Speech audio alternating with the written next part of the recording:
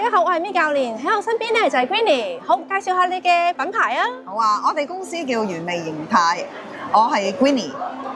我哋公司咧主要咧都係做一啲健康食品，就唔係supplement， 係食品。食品，因為我哋每一天都要食嘢，咁我希望就係話喺食嘅當中可以吸取到多啲好嘅營養啦，同埋可以係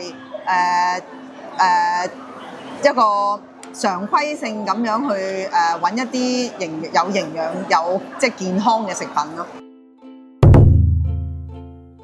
第4年啦，第4年素食展，係每一次素食展我都會揾到一啲新嘅概念啦，同埋揾到一啲新嘅合作伙伴嘅。因為我哋成日都覺得就係有好多人都做素食喎，係咪一個競爭呢？其實我就覺得唔係，我就覺得係一個好好俾到多啲唔同嘅選擇，我自己去同佢哋去合作，因為素食嘅當中嘅材料好多唔同嘅選擇，亦都需要好多嘅唔同嘅供應，俾到我哋去做一個組合。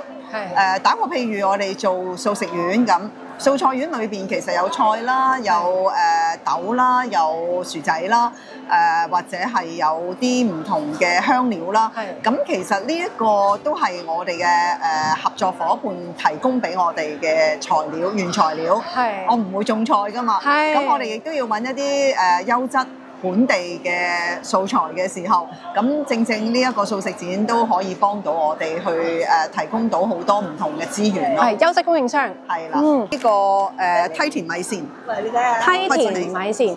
呢個梯田米線就係你見到佢咧攣咁咧，同一般你喺市場上邊見到嘅米線個分別就係呢啲係叫手工米線。手工米線。咁手工米線有咩好處咧？就係如果係機做嘅米線咧，好多陣時我哋會要加啲添加嘅其他不同種類嘅粉啦，或者係添加劑，令到佢有個韌力，從而咧去上機做呢個米線嘅時候咧，唔會咁容易斷啊。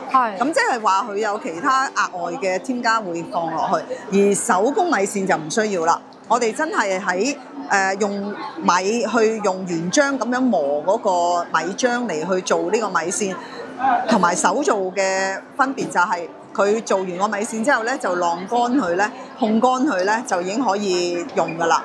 咁即係會避免咗有添加啦，亦都好證實到佢真係無添加嘅狀態去做出嚟，所以佢係唔規則嘅，係啦。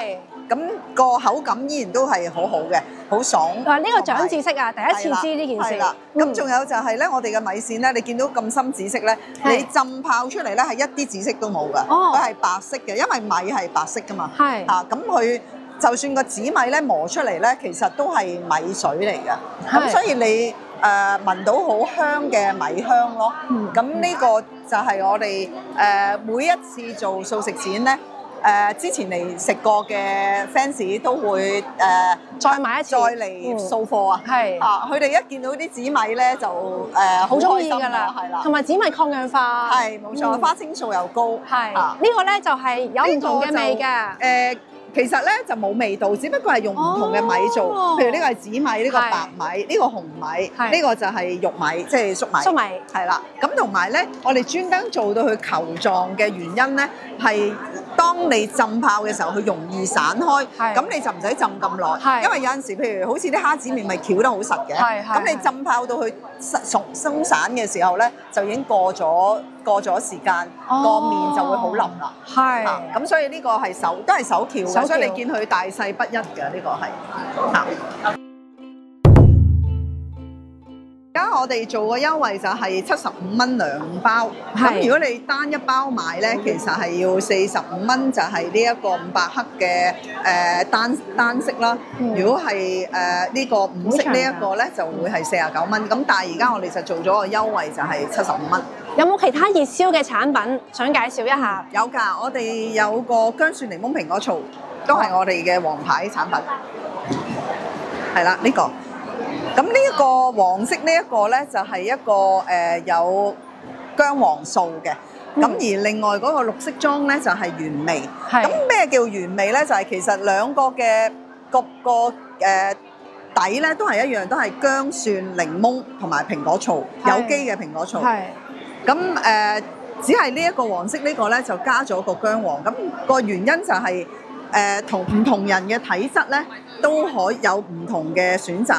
譬如薑黃咧，佢係比較燥熱啦，火旺嘅人咧可能就會覺得佢比較熱氣啦，燥熱一啲。咁而呢個咧就會可能適合嗰啲係即係比較怕燥熱嘅人就會飲啱啲嚇。咁所以我哋好多陣時咧就覺得呢個係女士，因為多數女士都係寒底多嘅，咁就會推介佢哋飲呢一個薑黃。咁仲有薑黃素，仲有一個好處嘅就係佢消炎。咁有陣時關節痛啊，或者係有啲長者去瞓醒覺起身嘅時候，嗰啲關節好緊啊。咁呢個薑黃素就係消炎，兼且就係對你嘅血液循環咧更加好嘅，有幫助。咁呢個係對痛症，即係關節痛咧係有一個比較顯著嘅幫助咯。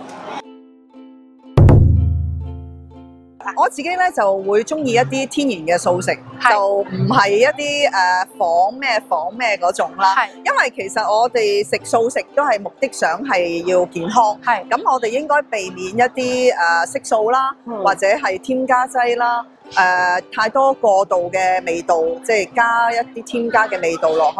咁我就中意做天然嘅食材多啲嘅，譬如都係用返蔬菜啦、豆品啦、香料啦。其他嘅豆類啦，再加埋一啲唔同顏色嘅素菜，譬如紅椒啊、黃椒啊、綠椒啊呢啲，咁都係一個非常好嘅食材。亦都仲有一點嘅就係唔好有啲印象就係哎呀食齋啊好寡嘅喎，其實食素都非常之多彩多姿嘅。原因就係素食都可以係泰式。可以係韓式，亦都可以日式。咁即係話，其實你當你食緊嗰個韓式嘅素嘅時候咧，其實同你食有肉嘅韓式素嘅飯卷咧係冇分別嘅，味道依然都可以咁好味咯。嚇，同意。呢個咧就係我哋一個叫做豆寶曲奇。咁咩叫豆寶咧？其實就係我哋做完豆漿之後剩低嘅一啲豆渣。咁呢豆渣其實係寶嚟嘅，咁所以我就俾咗個名佢叫做豆寶。豆寶佢除咗蛋白質高、纖維高之外咧，我哋其實黃豆咧係一個大豆異黃酮啊。咁呢個咧其實係可以同腦退化症，呢個已經有文獻證實咗呢一個大豆異黃酮係有助緩呢個腦退化。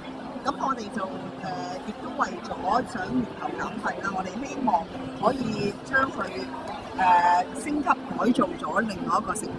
咁而家我哋咧就利用咗呢一個豆渣嚟做咗曲奇啦。咁呢個曲奇有咩特色咧？就係當中咧，我哋就將個麵粉減少咗，就將呢一個豆渣咧就去填補咗呢一個麵粉嘅比例。麵粉咧，其實咧，我哋食得多，即係呢啲麵粉類嘅嘢咧，其實都係一個升糖嘅一個會轉化成糖嘅。咁如果我將呢一個麵粉嘅成分減少，加咗呢一個豆寶之後咧，咁其實相對嗰個升糖指數又會低啲。就健康好多啦。咁再者咧，就係本身呢個豆寶咧，佢有一啲豆酥香㗎。咁我哋就唔需要話即係加太多牛油啊，或者係其他嘅味道落去，呢個曲奇已經好味啦。咁如果大家即係想嚟試下嘅話，等我會問個問題，咁就大家可以過嚟可以品嚐到。咁同埋咧，我哋有個口號嘅就係減廢為盈，因為呢個又可以幫到個環境，保護到個環境之餘，亦都係一個好有營養價值嘅食材。咁所以我哋呢一個減廢為盈咧，呢一個係絕對係可以好完美地去可以做成一個口號。好啊。仲有就係一個永續啦，我哋成家都講嘅實踐。呢一個亦都係即係我哋可以源源不息咁樣去將一個好好嘅食材不斷咁用，亦都唔會浪費。